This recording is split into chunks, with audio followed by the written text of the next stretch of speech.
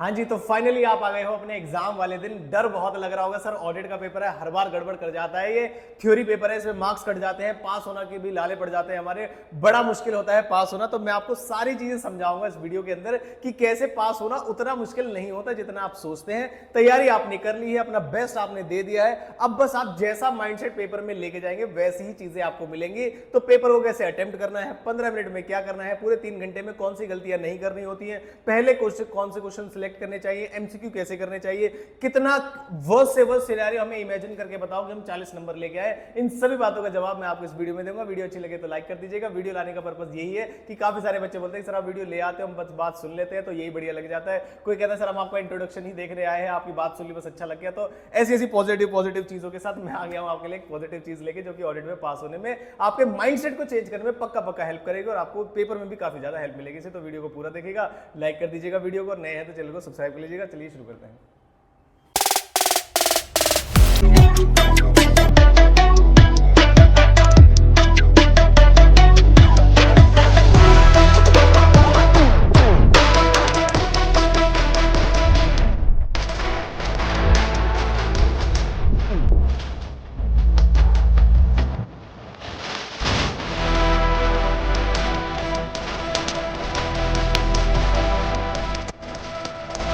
तो सबसे पहली बात हुई कि सर बताइए मुझे मोटिवेशन क्या है आज के पेपर का, मतलब आज के पेपर में फाड़ दें हम पेपर को, फोड़ दें हम पेपर को, आग लगा दें पेपर में, ऐसा कोई मोटिवेशन शब्द दीजिए। तो सर मोटिवेशन शब्द ये है आज का कि आप और आपके फाइनल आपके सामने लिखा होने में सीए फाइनलिस्ट, बस ये आज का ऑडिट का पेपर है। बच्चे मैं रिक्वेस्ट कर रहा हूं आज का पेपर आप सर्वाइव कर जाइएगा, 40 मार्क्स लेके आ जाइएगा। मतलब मुझे लगता है कि एफएम और एसएम में आप बढ़िया पेपर करके आएंगे। तो मोटिवेशन ये है कि आपके नाम के सामने सीए फाइनलिस्ट लगने वाला है। आज के पेपर को आपको इतनी पॉजिटिविटी के साथ देना है। तो अब मैं आपको बताता हूं बच्चे गलतियां क्या करते हैं, पहले 15 मिनट में क्या करने। तो मैं आपको एक ऑडिट के मतलब स्ट्रेटेजिक उससे बताऊंगा मैं आपको। कहां गया भाई, इसी वीडियो के नीचे है कंपाइलर के मॉक टेस्ट पेपर से मैं बताना शुरू चाहूंगा कि आपको पेपर कैसा दिखेगा आपको और किस सीक्वेंस में आपको अटेम्प्ट करना है। ठीक है, तो मैं पहले आपको चीजें बताता हूं। देखो बिना सब्सक्राइब किए और लाइक किए देख रहे हो तो देखो माता रानी पाप लगाएगी, हालांकि आज नहीं लगानी चाहिए, लेकिन लाइक और सब्सक्राइब कर देना, प्यारा सा कमेंट करके जाना कि हाँ सर सीए फाइनल में पहुंचेंगे ही पहुंचेंगे। ठीक है,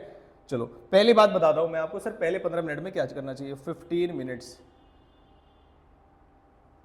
15 मिनट्स में क्या करना चाहिए, देखो मैं आपको बताता हूं। पहली चीज तो आपको एमसीक्यूज नहीं देखने हैं। मन कर रहा है सर बल्कि मेरे सामने पड़ा हुआ है, आप कैसी बात कर रहे हो एमसीक्यू देखने, भाई एमसीक्यू नहीं देखने हैं।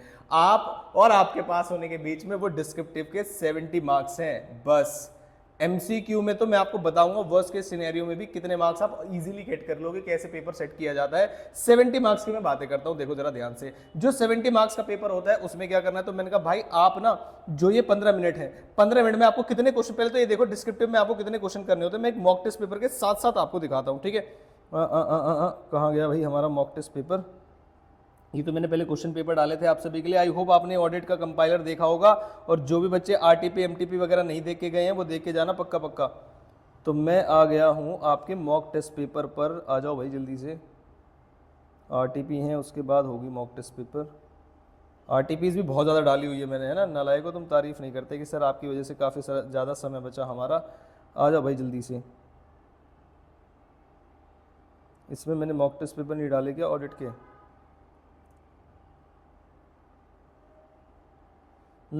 चलो सितंबर वाला पेपर खोल लिया मैंने, सितंबर वाला पेपर है, देखो जरा ध्यान से। ये है क्वेश्चन नंबर फर्स्ट। क्या सर मैं इसे पढूं? आंसर इज नो, इसे ना पढ़ें। फिर सर करें क्या? उसने क्या कहा है, आपको अटेम्प्ट करने हैं any 4 out of the remaining 5। इसका मतलब ये है कि पहला तो आपको करना ही करना है, इसमें तो कोई दो राय वाली बातें ही नहीं है। पहले 15 मिनट में आपको क्या करना है मैं आपको वो समझा रहा हूं, जरा ध्यान से देखिएगा। पहला वाला क्वेश्चन छोड़ दीजिए आप, ठीक है सर। अब क्या करना है हमें, अब हमें कोई भी 3 क्वेश्चन डिसाइड करने हैं आउट ऑफ द 4 जो हमें करने हैं। मैंने कहा तो आप क्या करना, पेपर को हमेशा, सारे बच्चे ध्यान देंगे, पेपर को हमेशा उल्टी साइड से पढ़ेंगे, बस बात खत्म। बोल दिया मैंने तो बोल दिया। पेपर को पढ़ेंगे आप लास्ट वाले क्वेश्चन से, लास्ट। जो मुश्किल पेपर बनाया जाता है वो आपको डराने के लिए बनाया जाता है, ताकि बच्चे डर जाए, और बच्चे सच में डर भी जाते हैं। तो आपने खोल लिया क्वेश्चन नंबर ये वाला 6। आप पक्का देखना जो क्वेश्चन नंबर 5th और 6th का पेपर में लेवल होगा वो पेपर के लेवल से थोड़ा कम होगा। जैसे ईएडी लेवल पर पेपर बनाया जाता है ना, इजी, एवरेज, डिफिकल्ट, तो मैं ऐसा गारंटी मार के चलता हूं कि फर्स्ट क्वेश्चन में आपको सारे पार्ट्स इजी मिल जाए, ऐसा बिल्कुल भी पॉसिबल नहीं है। तो आपको सिक्स्थ क्वेश्चन में क्या होता है सर, सिक्स्थ क्वेश्चन में ऑप्शन भी मिलता है आपको, और 4 नंबर के क्वेश्चन है, इजी लेवल के पूछे जाते हैं as compare to question number first और सेकंड, क्योंकि बच्चों को पहले क्वेश्चन में फंसा देते हैं वो, और काफी सारे बच्चे अपना समय वेस्ट कर देते हैं। तो मेरी आपको सजेशन ये है कि आप क्वेश्चन नंबर 6 और क्वेश्चन नंबर 5 या 4 जो आप डिसाइड कर ले उसमें से क्वेश्चन करेंगे। फिर सर उसके बाद क्या करना है, उसके बाद सर हम आ जाते हैं क्वेश्चन नंबर फर्स्ट पे। उसके बाद जो आपका सीक्वेंस रहने वाला है पेपर में अटेम्प्ट करने का वो बता रहा हूं मैं आपको।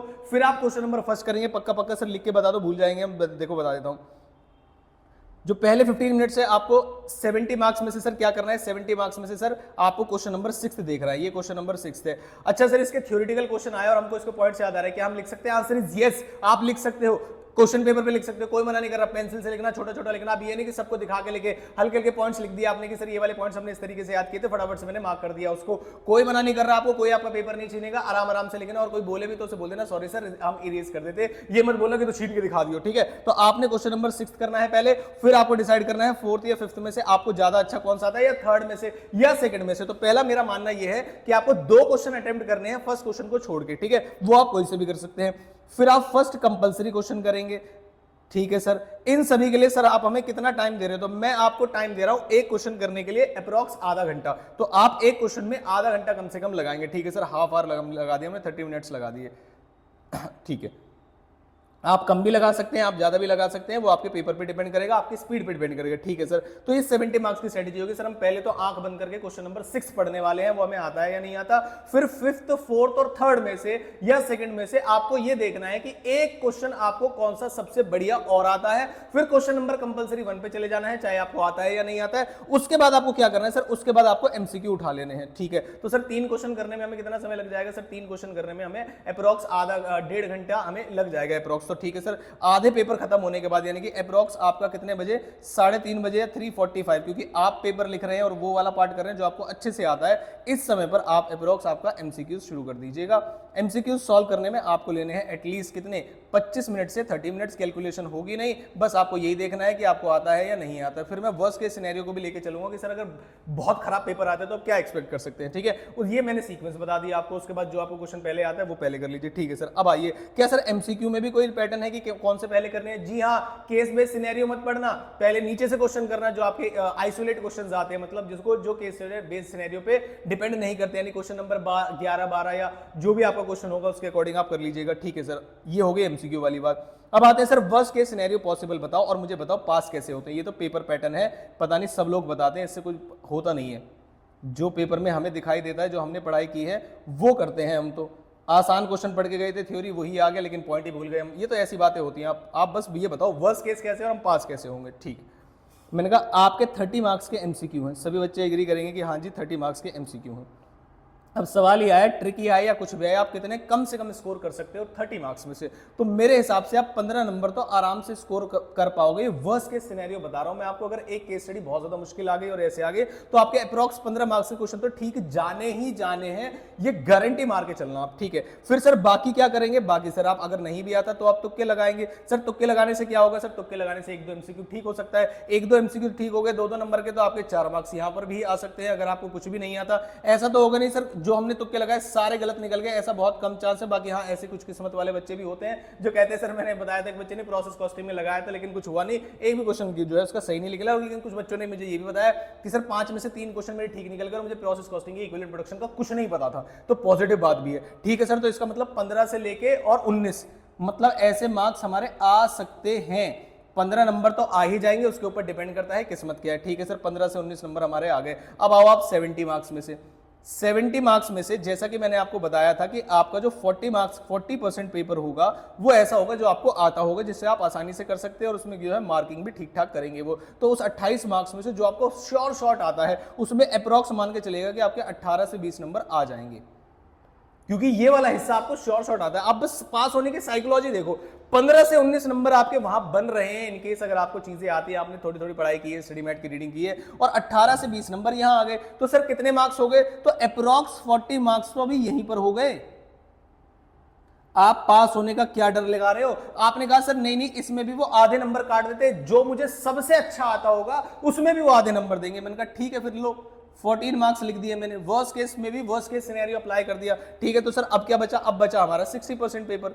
60% पेपर का मतलब कितने मार्क्स का पेपर? 42 मार्क्स का पेपर। अब आप ये मत कहना कि सर आप वर्स लेके चलो। वर्स का मतलब क्या है? 14 नंबर, मतलब हमें पूरे एमसीक्यूज नहीं आते, मतलब पूरे हमें एमसीक्यूज हमने आधे लेंगे बिल्कुल, 15 मार्क्स। तो आपके 15 मार्क्स आ गए एमसीक्यू में। ठीक है सर, उसके बाद आपने 28 नंबर का वो वाला हिस्सा जो आपको श्योर शॉट आता है, मैंने कहा आधे नंबर उड़ा देंगे वो आपके, कितना भी अच्छा लिख लो तुम। ठीक है तो उसमें कितने आए? तो उसमें आए 14 मार्क्स।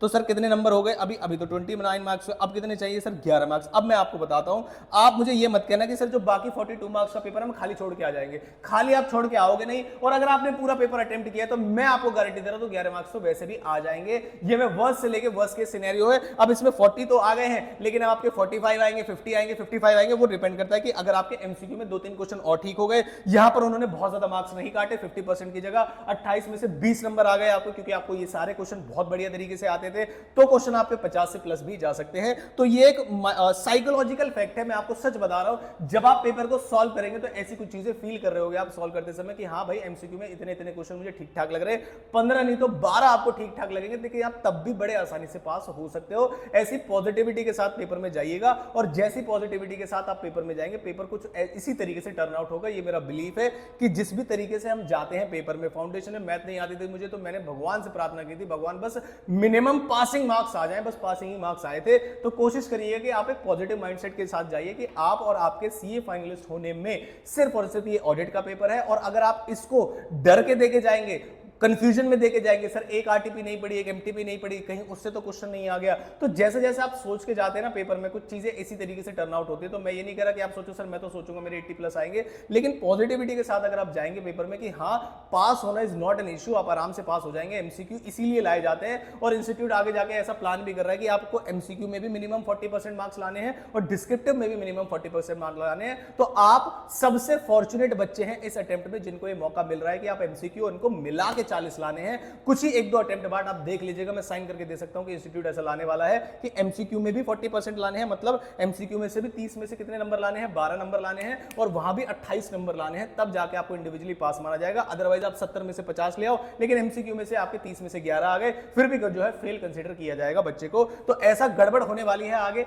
आप बड़े आसानी से पास हो जाएंगे। मैंने आपको पेपर का माइंडसेट बताया, आई होप आपको ये बातें अच्छी लगी होंगी। सर बताओ आंसर राइटिंग टेस्ट बता दो। आंसर राइटिंग टेस्ट में पहले मैंने आपको सीक्वेंस बताया। दूसरे केस में अगर आपको कोई क्वेश्चन डायरेक्ट आता है, उसमें मान लीजिए स्टेप्स लिखे और आपको वो आते हैं, तो वो लिख दीजिए। मतलब केस बेस्ड क्वेश्चन को ना करके आप पहले डायरेक्ट क्वेश्चन जो आपको अच्छे से आते हैं वो कर सकते हैं। केस बेस्ड क्वेश्चन को कैसे करना है सर? केस बेस्ड क्वेश्चन को आपको 3 पार्ट में बांट देना है। जो जिन बच्चों ने लॉ की वीडियो देखी है, 3 पार्ट कैसे, पहले आप प्रोविजन बताएंगे। क्या सर स्टैंडर्ड ऑन ऑडिटिंग लिखना बहुत ज्यादा जरूरी है? आंसर इज नो, बहुत ज्यादा जरूरी नहीं है, लेकिन अगर आ जाए तो 1-2 तो लिख ही देना पेपर में। ऐसा ना हो कि सारी अपनी बातें बना के आ गए, पूरे पेपर में 1-2 तो स्टैंडर्ड ऑन ऑडिटिंग आपको आते होंगे, उसका रेफरेंस दे दीजिएगा। मैं ये नहीं कह रहा कि लिखना बहुत ज्यादा जरूरी होता है, लेकिन लिख दोगे तो बहुत ज्यादा बढ़िया रहेगा। तो प्रोविजन आपको लिखना है बहुत बढ़िया तरीके से। उसके बाद आपको इन द गिवन केस बताना है। लेंथ थोड़ी ऐसी होनी चाहिए कि अगर वो एग्जामिनर चाहे कि हाँ इस बच्चे को थोड़े से नंबर कम काटने चाहिए, तो उसकी लेंथ थोड़ी ठीक रखिएगा। और उसके बाद आपको अपने कंक्लूजन पे जाना है। कंक्लूजन पहले मत दीजिएगा, कंक्लूजन को थोड़ा सा होल्ड कीजिएगा। और उसके बाद जो आप प्रोविजंस लिखेंगे, उस प्रोविजन को आप पॉइंट में लिखेंगे। प्रोविजन ऐसे इस तरीके से पॉइंट में लिखेंगे,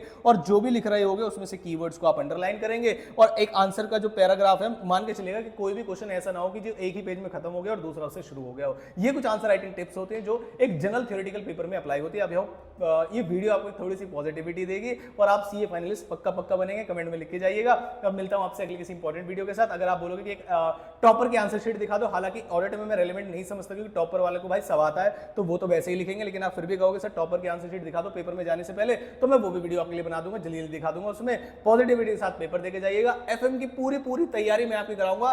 एक भी चैप्टर ऐसा नहीं होगा जो आपको खुद से करना पड़ जाएगा। लिवरेज हो, कॉस्ट ऑफ कैपिटल हो, इन्वेस्टमेंट डिसीजन हो, वर्किंग कैपिटल हो, सारे चैप्टर्स का रिवीजन शॉर्ट में, फॉर्मूले का रिवीजन और क्वेश्चन मैं खुद कराऊंगा आपको। सुपर 40 का भी कराऊंगा और बाकी क्वेश्चन भी कराऊंगा आपको। कोई एक भी क्वेश्चन बाहर नहीं आएगा एफएम का। तो इस पॉजिटिविटी के साथ आप पेपर देके जाइएगा। आगे आपके लिए एफएम की बहुत सारी चीजें वेट कर रही हैं। मिलता हूं उससे अगली किसी इंपॉर्टेंट वीडियो के साथ। चैनल ये वीडियो को यहां तक देख लिया तो पक्का सब्सक्राइब करके जाइएगा। All the very best for your paper. और मैं मिलता हूं आपको एक सीए फाइनलिस्ट की तरीके से देखूंगा अगली बार, ठीक है? तो मिलता हूं आपसे अगली किसी इंपॉर्टेंट वीडियो के साथ। All the very best.